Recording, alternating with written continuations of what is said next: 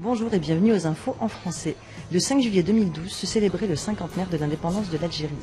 À cette occasion, l'Institut européen de la Méditerranée projetait un documentaire de Jean Asselmeyer.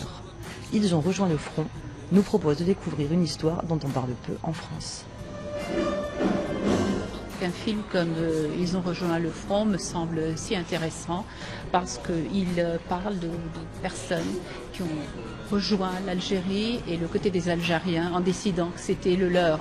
Et on est en train de parler de pieds noirs, de personnes qui arrivent d'autres pays et qui ont décidé donc de lutter du côté des Algériens.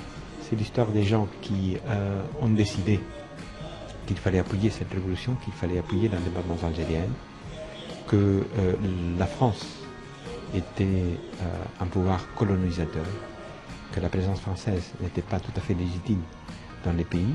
Ils ont estimé que la cause algérienne était par contre légitime, elle, et qu'il fallait appuyer ces Algériens. Et il y a eu des pieds noirs qui ont subi les conséquences de cet appui et qui ont été pendant par exemple 5 ans en prison à cause de cet appui de la révolution algérienne.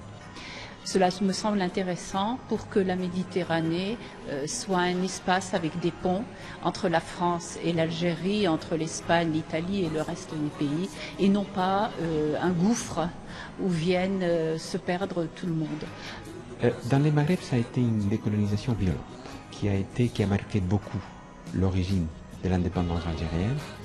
Et il y a beaucoup d'experts qui disent, je ne suis pas forcément d'accord, que ça a marqué aussi les caractères des pays par après et que la guerre civile que les pays ont vécue à partir des années 90, c'est les résultats de cette décolonisation difficile, violente, agressive qui a vécu les pays à la fin des années 50 et au début des années 60.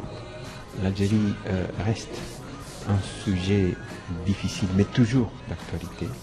Je pense qu'il y a du côté français un certain complexe de culpabilité et du côté algérien un certain complexe d'infériorité par rapport à ce qui s'est passé pendant ces années-là. C'est pour ça que les regards français sur l'indépendance algérienne est toujours un regard qui n'a pas encore surmonté cette histoire difficile. Je pense qu'un film comme celui-là au cinquantenaire est très intéressant, donc, parce qu'il permet de récupérer la mémoire historique. Toutes les guerres, toutes les expériences, sur le moment, sont difficiles à analyser. 50 ans après, je crois qu'il faut récupérer cette mémoire et dire que tous les Français n'étaient pas pareils, tous les Algériens n'étaient pas de la même façon, qu'il y avait des gens de différentes idéologies, de différentes façons de voir. Et ce film me semble très intéressant. Je pense que l'objectivité dans l'histoire, en tout cas, c'est quelque chose qui est extrêmement difficile à obtenir. En tout cas, ce qu'il faut, c'est un dialogue. C'est la nécessité de voir l'histoire de points de vue différents, des deux côtés.